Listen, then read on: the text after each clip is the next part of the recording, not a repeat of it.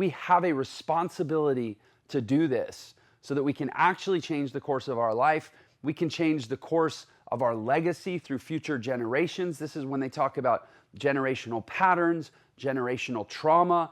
This conditioning is happening again and again and again and again. So even if you don't reprogram your mind to think differently for yourself, do it for your children, please, all right? And so in this video, we're gonna get into how to reprogram your mind for positive thinking and break the cycles that were set in place when you were a kid. So to dig a little deeper into this, I wanna get into some actual brain function. I'm not gonna go too deep, but I think it's really, really important to understand to understand how true this is. It helps to understand how it actually works. And if you want to learn more about it, I'll tee up some of my favorite guys. One is a guy named Joe Dispenza. He's like all over. He's got his own TV shows and everything.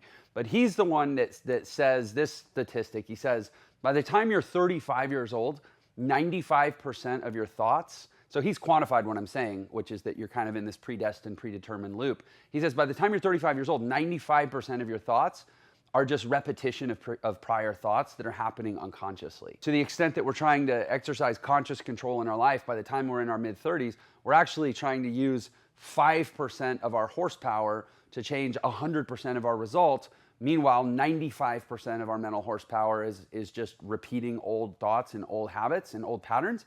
And so we're like constantly, fighting uphill to try to change our life unless we actually dig in and get control of that 95%. For purposes of this video, let me just give you kind of a basic frame of how consciousness is created and then how we interact in consciousness. So, and I'm going to try to get a little technical here. So at the bottom of consciousness, you have these brain structures called the cerebellum and like the basal ganglia. And these are like literally lower in the brain, smaller. The brain is like you have this big frontal lobe, neocortex, parietal lobe, occipital lobe, all these big lobes at the front of the brain. And then underneath you have a little smaller thing that's kind of probably about even with your temples in the center called the cerebellum. That's actually where consciousness lives. The other thing the reticular activating system does is it controls whether you're awake or whether you're asleep. So it's kind of the toggle switch that brings you in and out of the conscious versus unconscious state.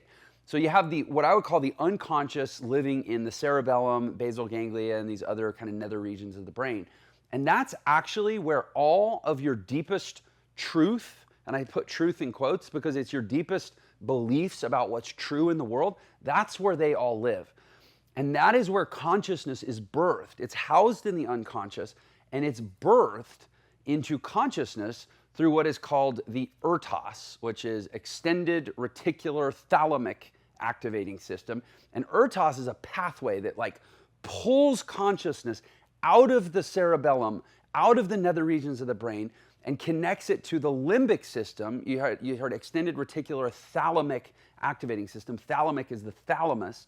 The thalamus is the switchboard in a part of your brain called the limbic system, which is actually the hippocampus, the hypothalamus, the thalamus, some other stuff, forgive me. Like I said, I'm not the expert. But they all do, I tell you, this stuff is fascinating. They all do different things. But the reason the thalamus is important and why it's kind of the direct contact point for the unconscious or the subconscious is because it's the switchboard.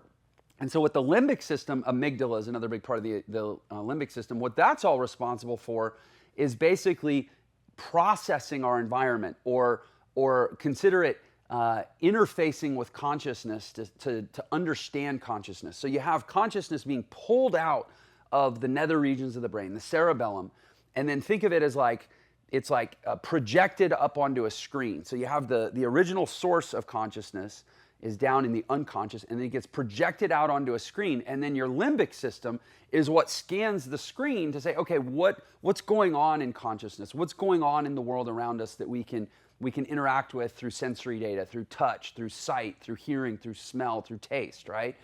And then it has, this sort of like it's like its own little consulting complex where, sensory data comes in, The thalamus routes the data and it says, okay, let's figure out what this means. So let's consult the hippocampus. And the hippocampus says, oh, well, I remember one time somebody made that face at me and it meant that they were mad and I didn't like the way it felt. So now because they're making that face, I'm going to re-feel that feeling even though I don't know who they are and I don't know what they're thinking, right? And the thalamus goes, okay, check. Well, is that a threat? Let's consult the amygdala. And the amygdala goes, nah, we probably don't need to be scared of that one. So we don't need to go into fight or flight mode. We don't need to tell the pituitary to release, adrenaline. No, thyroid, pituitary, forget it. We don't need to tell some gland to release the fight or flight hormones and engage the sympathetic nervous system. Like this one, we can probably, oh wait, oh my gosh, thalamus just sent data to say, hey, there's a guy charging at me. And the amygdala goes, oh, he's charging at me? Yeah, we need to be scared of that. I remember from before that if somebody's charging at me, they might actually physically try to hurt me. So now I'm going to feel fear and I'm going to get flooded with chemicals, right? So this is all happening. And then we have I talked about all these lobes that are going, well, we're big and important. We're the biggest part of the brain. So we want to actually exert force into this environment.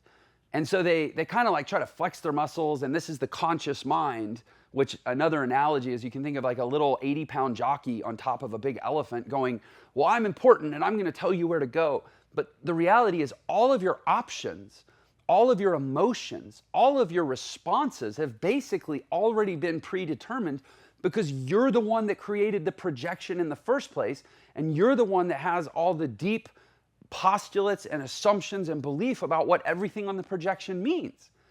And so it's kind of like playing poker. Like, yeah, you're going to play the hand that you're dealt, but your conscious mind can only play the hand of consciousness that it was dealt by the consciousness that was created and drawn out of the cerebellum and interpreted by the limbic system through beliefs and through opinions and through perspectives that were already hard-coded by what happened when we were young. That's actually what's going on here. And that's why this little, frankly, kind of flimsy, wimpy conscious brain that we think is such a big deal, because as Homo sapiens, we evolved it to be so powerful for purposes of language, communication. We can solve complicated math problems. We can put a man on the moon. And so we've accomplished all this stuff with our conscious mind. And so we think it's so powerful, but we don't realize those are all things that we accomplish just by playing the hands that we were dealt out of the subconscious.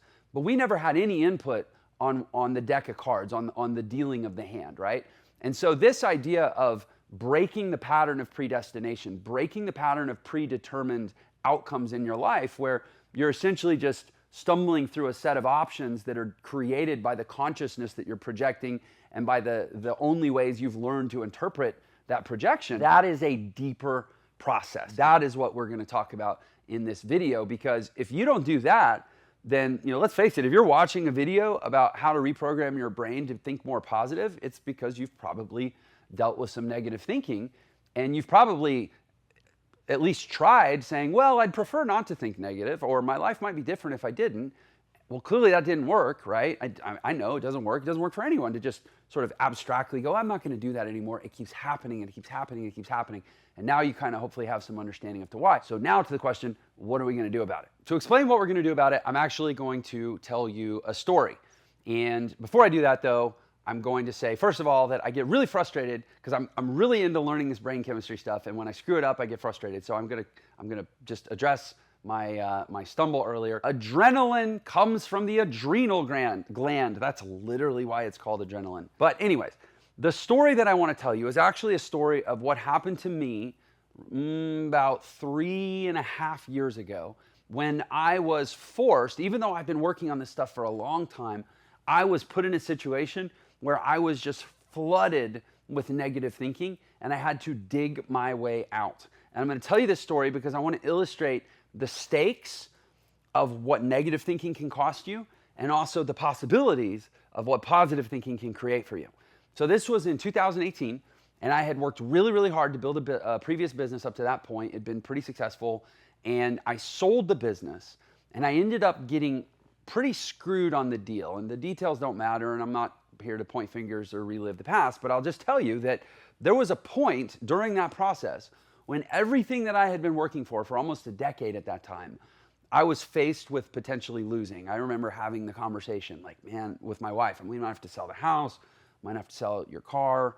I had bought my wife this nice car because she puts up with me working all the time. And I was like, And I was like, it was going to be really hard. I might have to sell that. And I was like, I felt like a failure, and I felt like I was going to be a loser. It was a bad time. I remember this 1 week when I was in like a true existential crisis. And I've been an entrepreneur my whole life. I've never had a job. I had one job for 3 weeks when I was 16 years old, just so I could get a taste of going, okay, I don't work well underneath others. So whatever I do moving forward, I'm going to try to be the boss, and we'll see how that goes. And it was really hard for like 13 years after that. But eventually I made a go of it. And now here I was 38, 39 years old, somewhere around there, faced with having a hard reset. And literally I remember saying, like, I might just go get a job. I don't know what I'm going to do.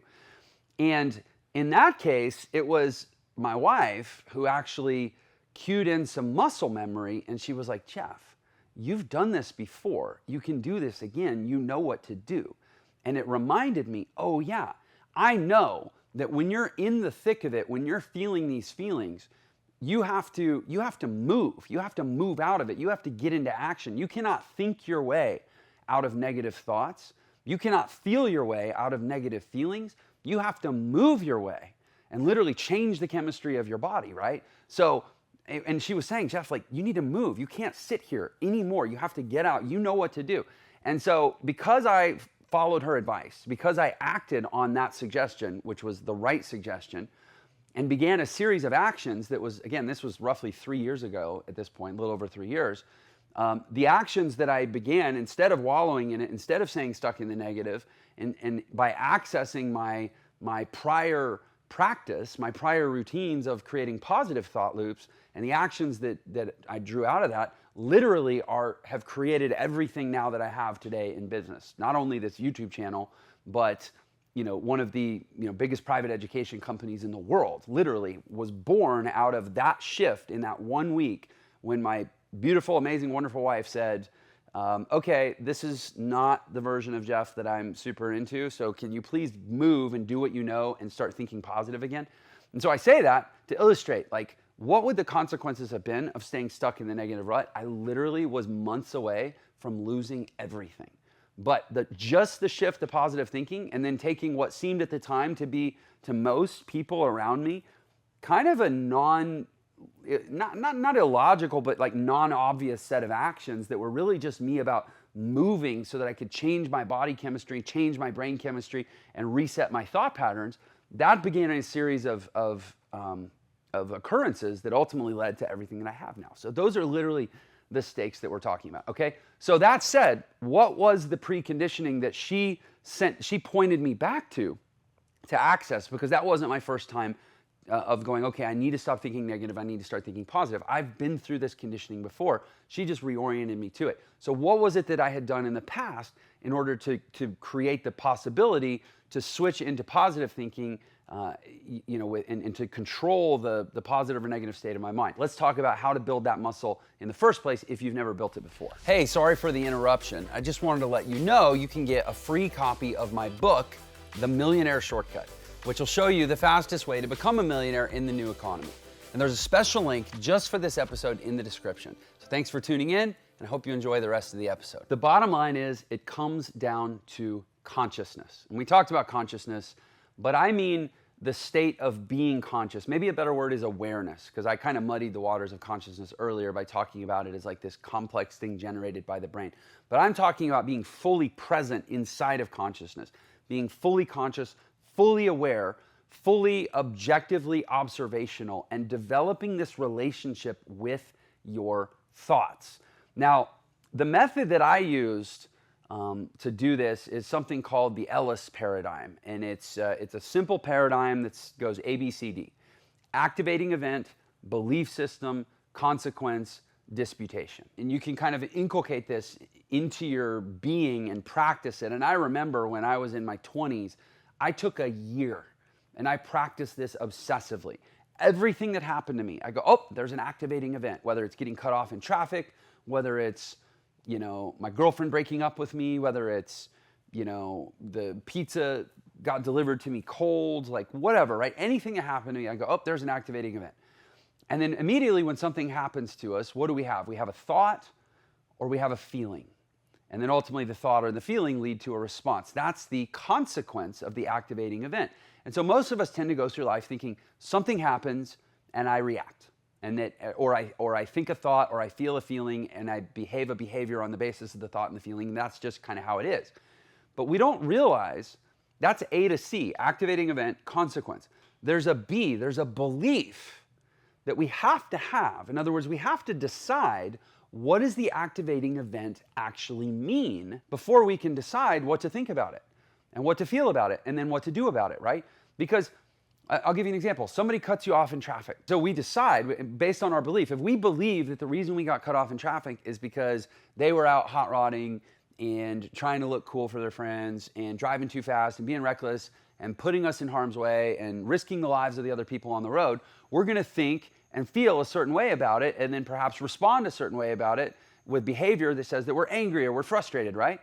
But if instead we believe, oh, well, the reason that guy cut me off in traffic is because his pregnant wife is in the back seat going into labor and maybe the baby's stuck and can't, whatever. Maybe they're scared, she's bleeding, and he's just trying to get to the emergency room as fast as possible to save his baby and save his life.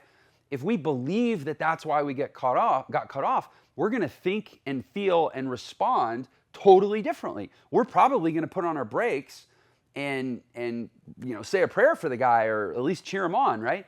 So an event happens, an activating event, and the way we respond, it is not possible for those two things to link without first having a belief. And again, that's what's in the subconscious. That's what's in the 95%. So you train yourself to try to at least be aware that that is what's happening. That when you have a thought or a feeling, because it happens in a split second, like it takes a long time before you can actually slow that process down and start to say, what do I believe about what just happened? And I'm not going to determine what I think or feel about it until I've decided what I believe. Like that's like a mastery. That took me like a year to get to that level. And even then I get out of practice and I screw it up again and I need my wife to go, hey, you're better than this. Get back to doing that. But what you can start to do that you can do after the fact, but it's kind of like it's a hack to get back into the belief, is you can do the process of ABCD, disputation. I remember my therapist told me, he's like, it's just like trying on different explanations. Like you're not attached to them. They can be ridiculous, they can be silly, they can be probable, they can be likely, they can be whatever.